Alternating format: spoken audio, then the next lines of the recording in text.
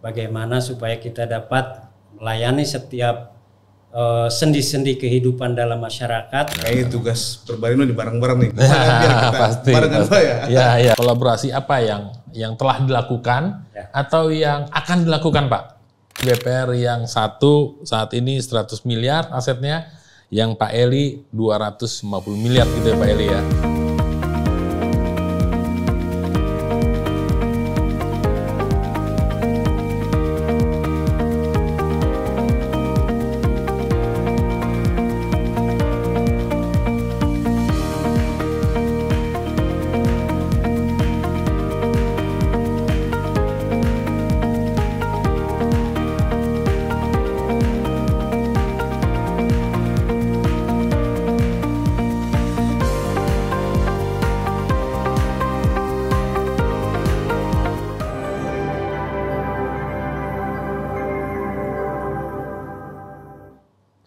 Halo, selamat datang kembali lagi bersama kami di podcast DPD Perbarindo DKI Jaya dan sekitarnya.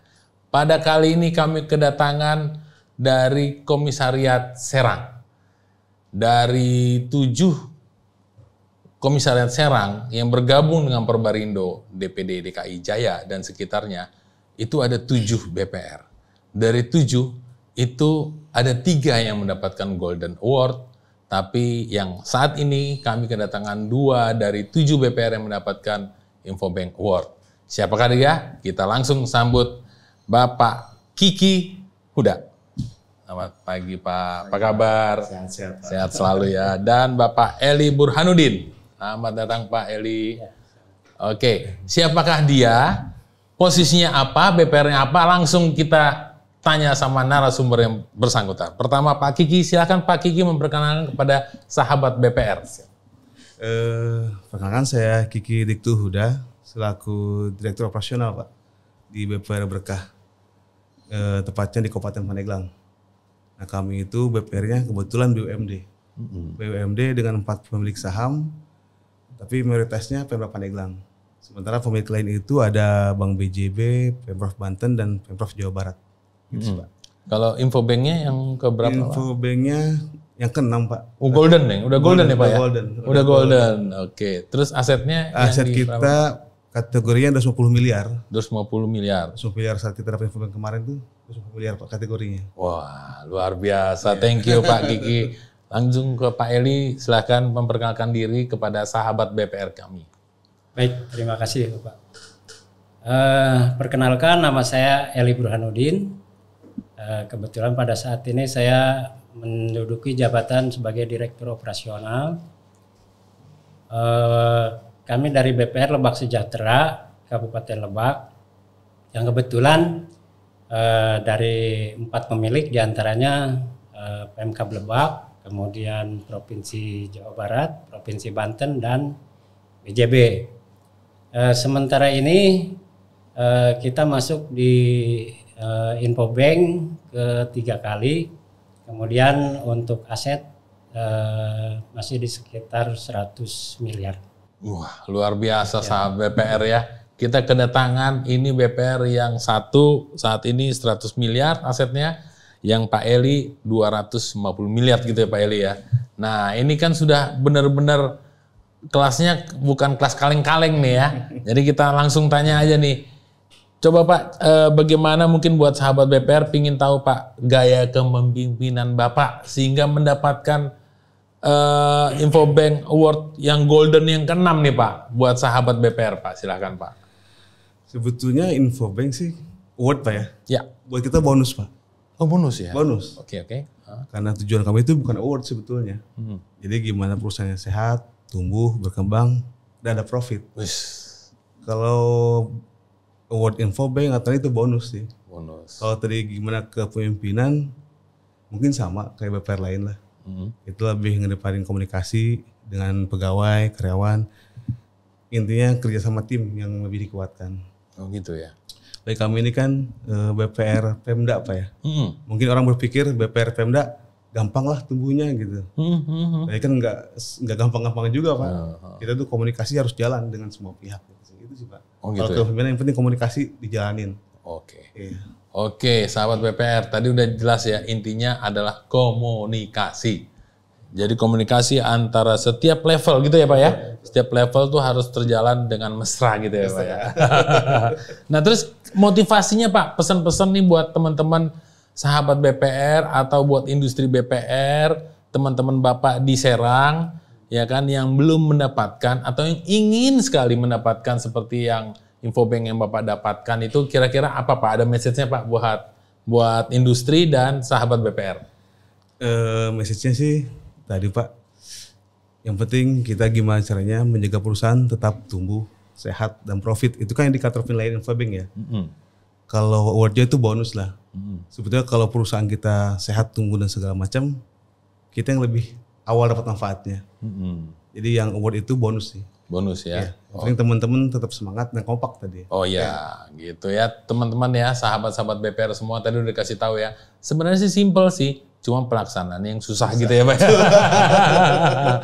Nah Pak Eli nih, sekarang nanya nih, strategi yang diterapkan untuk mendapatkan penghargaan Infobank Award nih buat teman-teman dan buat sahabat BPR di luar sana yang melihat Bapak nih, apa tuh Pak strateginya tuh Pak? Kok bisa Bapak mendapatkan sedangkan teman yang lain ingin mendapatkan seperti Bapak tapi belum dapat kesempatan tahun ini gitu. Gimana Pak? Silakan. Baik.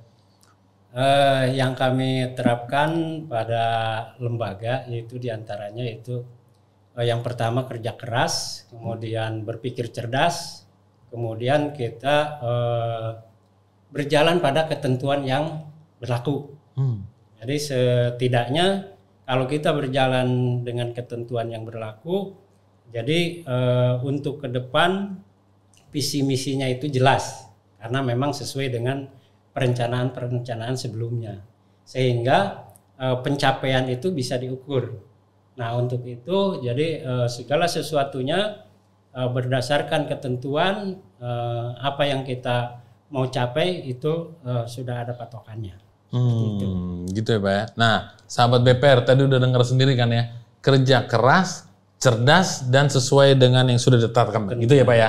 Ya. Nah kalau kita sudah kerja keras, terus sudah sesuai dengan apa yang sudah kita tetapkan di awal, terus tantangannya di mana nih Pak?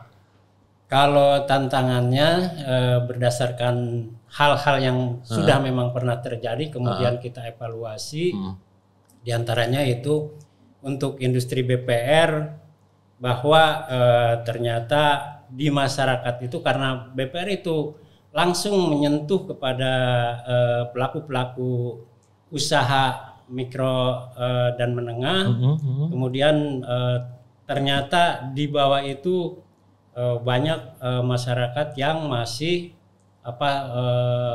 mempergunakan jasa-jasa keuangan yang sifatnya itu sifatnya mencekik lah gitu. Setidaknya jadi setidaknya dengan keberadaan kita BPR, nah ini akan mengurangi hal-hal seperti itu sehingga kalau bisa memungkinkan ke depan dihilangkan hal-hal seperti yang menjerat lah. Gitu. Oke. Berarti intinya sahabat BPR di luar sana yang menonton acara podcast ini, kalau di BPR itu tidak mencekik ya Pak ya? Masih bisa napas ya Pak ya gitu ya? Gitu ya Pak ya? Iya betul. Jadi Pak, tenang aja sahabat BPR dan BPRS di luar sana, solusinya itu ada di BPR gitu ya Pak ya? Ya betul. Gitu ya Pak ya? Ada di BPR. Sudah paling aman di BPR. Apalagi sekarang ini kedatangan jawara-jawara dari Serang kan gitu ya. Ya bahwa yang kita datangkan ini di podcast Perbarindo DPD DKI ini adalah yang mendapatkan award. Hanya yang mendapatkan award. Dari antara 7 BPR di Serang, ya hanya 3 yang mendapatkan. Nah nanti sahabat-sahabat BPR bisa menilai sendirilah mau pilih yang mana, Bapak Eli atau Bapak Kiki. Serah gitu ya. Oke lanjut ya Pak ya. Ini buat sahabat-sahabat BPR di luar sana nih Pak.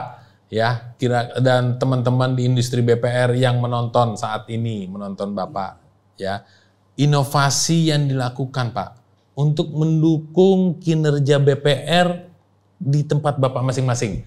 Mungkin siapa dulu? Mau Pak Kiki dulu? Pak Eli, silakan monggo Pak. Baik, untuk mendukung kinerja terutama di BPR diantaranya yaitu tadi kerjasama dengan berbagai pihak, kerjasama dengan berbagai instansi, kemudian tidak melupakan harus ada kerjasama dengan masyarakat di sekitar wilayah kita. Kemudian selanjutnya diantaranya kerjasama yang terjalin harus lebih baik lagi dengan terutama para pemilik gitu. Jadi hubungannya nanti itu akan komunikasi berjalan dengan lancar. Oke, sahabat BPR ya. Intinya lagi-lagi komunikasi dan kerjasama berbagai pihak supaya semuanya terjalin dengan mesra sehingga mendapatkan hasil yang diinginkan bersama, gitu ya Pak ya? Betul. Oke. Nah kalau Bapak Eli sendiri nih Pak, ada tambahan inovasi yang tadi Pak Eli ceritakan atau ada yang lain Pak? Atau sama idem gitu? Kalau inovasi sih Pak, kita sekarang di pengembangan digitalisasi ya. Oh digital.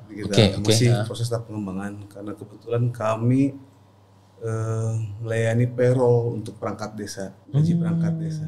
Satu kabupaten kita pegang payroll perangkat desanya. Nah sementara ini kami sih pakai mobil kas untuk penyaluran.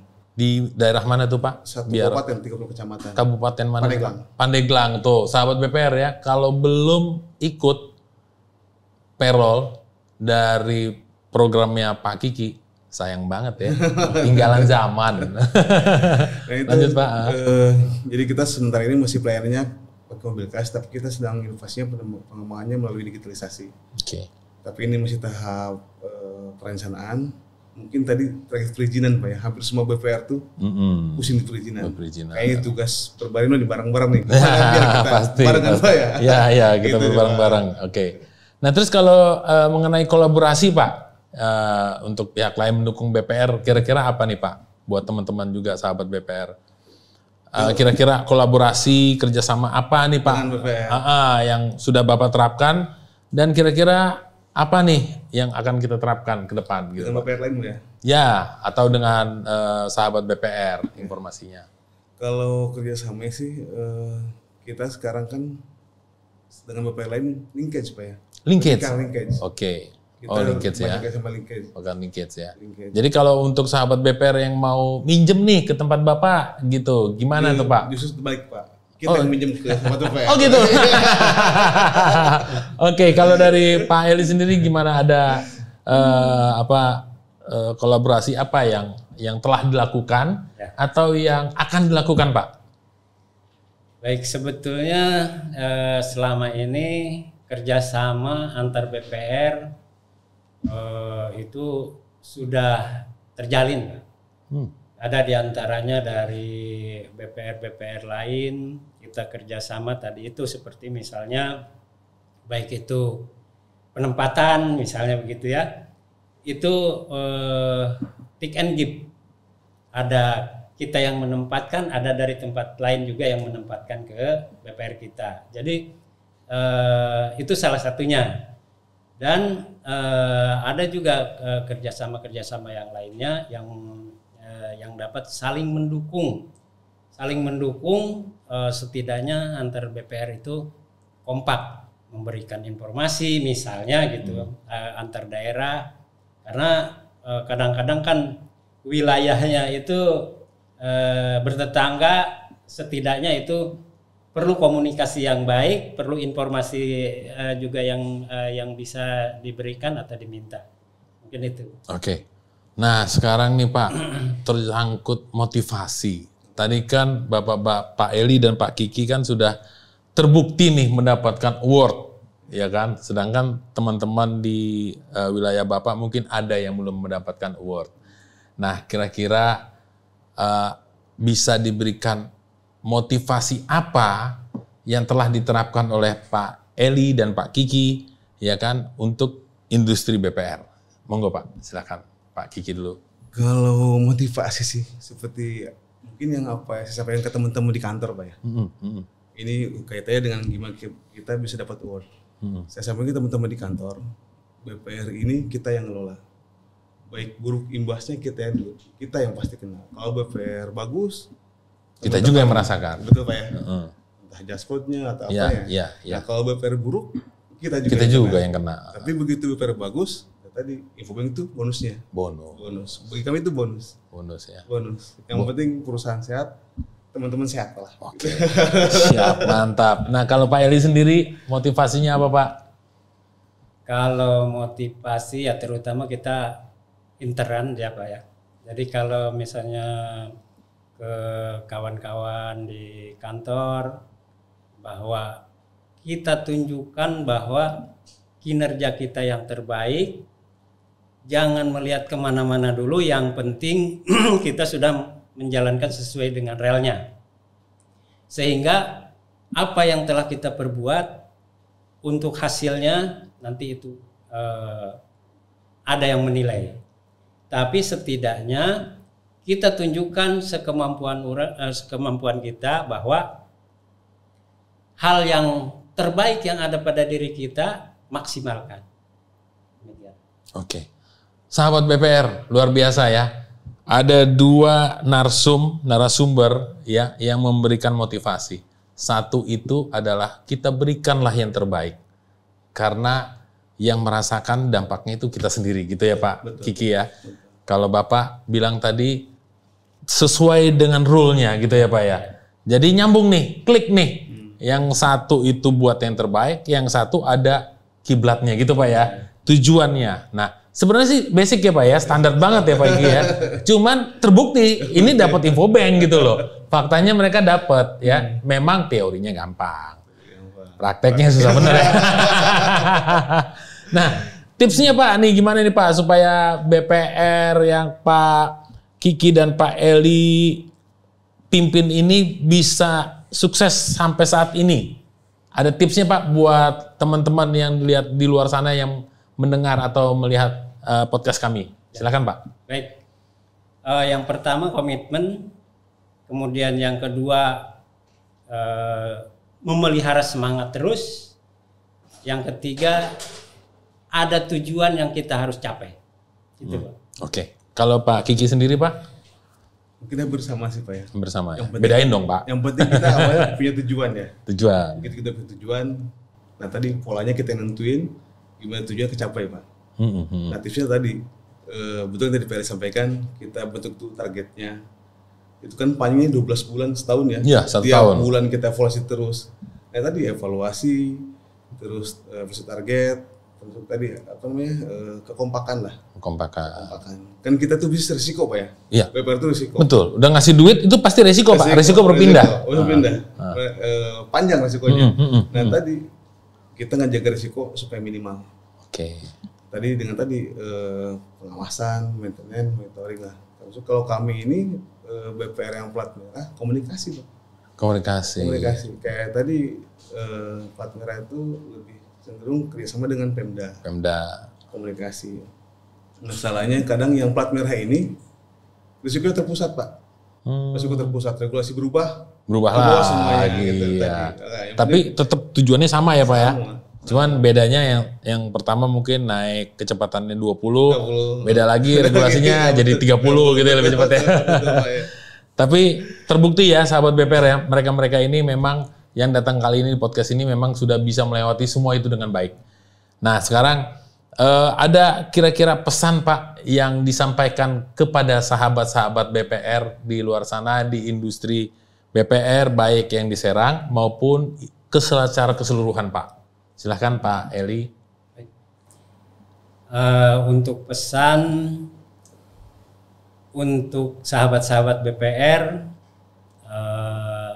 mari kita lanjutkan perjuangan pada industri BPR, bagaimana supaya kita dapat melayani setiap sendi-sendi kehidupan dalam masyarakat untuk meningkatkan perekonomian, untuk meningkatkan kesejahteraan masyarakat, terutama di wilayah kita, kemudian secara umum di wilayah seluruh Indonesia.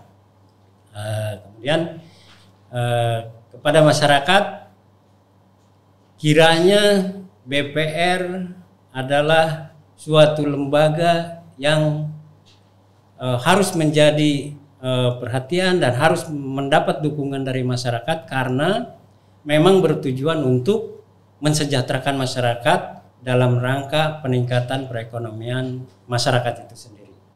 Siap, mantap Pak. Lanjut Pak Kiki, silahkan. Kalau saya melihat kondisi regulasi makin banyak Pak, terus persaingan makin ketat, cuma 3 sih Pak. Oh, ada 3 tuh sahabat BPR ya. Kita harus fokus. Silakan Pak. Yang pertama jangan menyerah. Oh, jangan menyerah. Kayak lagu Pak ya. Iya. Yang kedua tetap kerja keras Pak. Kerja keras. Yang ketiga jangan lupa doa. Jangan lupa doa. Jangan lupa doa. Iya. Bukan yang pertama Pak, doa dulu Pak. Biasanya kan kalau habis sholat terakhir doa Pak. Oh iya. Jadi ada 3 hal tadi ya. Mau tahu 3 hal tadi? Di rewind aja. Saya nggak mau ulang lagi. Biar nonton sendiri kan gitu ya. Oke, sekarang nih Pak, yang mungkin ada harapan Bapak untuk industri BPR. Siapa tahu ada regulasi yang menonton, ya kan?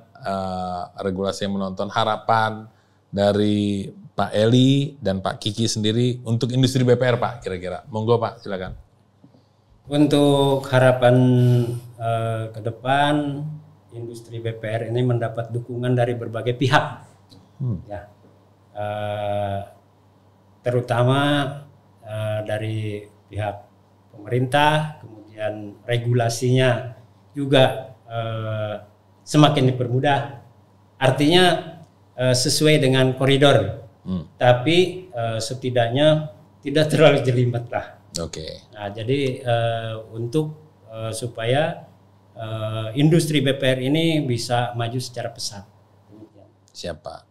Lanjut Pak Kiki, mungkin harapannya untuk industri BPR ke depannya Pak. Harapannya terkait regulasi Pak ya. Regulasi terkait digitalisasi kita bisa lebih dipermudah lah. Dipermudah ya. Karena setahu saya dari 1.600 BPR, cuma 6 yang punya ATM atau mobile banking Pak ya. Iya. Nah ini kita persaingan sama dengan bank umum, tapi regulasi samain juga Pak. Gitu ya Pak. Oke, moga-moga didengar ya. Dan dikabulkan. Amin. Dan dengar doang nggak dikabulkan percuma. Oke, nah terus Pak, ini hal terakhir Pak, ya kan? Pertanyaan terakhir. Mungkin ada sesuatu yang ingin disampaikan oleh Pak Eli dari BPR Lebak Sejahtera. Ya.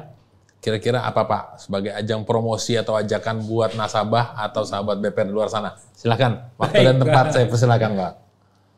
Mari nasabah BPR, terutama BPR Lebak Sejahtera, berkiprahlah kepada BPR Lebak Sejahtera supaya kita bisa berangkat secara bersama, maju bersama dan berkembang bersama, terutama sejahtera bersama. Itu yang pastinya. Luar biasa. Tanpa membuang waktu lagi, silahkan Pak Kiki dari BPR Berkah. Sesuai dengan moto kami Pak. Oh, motonya?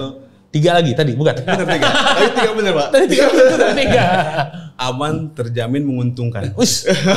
Udah aman, terjamin, menguntungkan. Luar biasa nih. Plat merah lagi. Plat merah lagi. Jadi kami ngajak khususnya masyarakat Pandeglang untuk tetap bermitra dengan BPR Berkah. Dan termasuk BPR sahabat yang lain, kita kerjasama, diperluas dan berbanyak Pak. Itu sih Pak.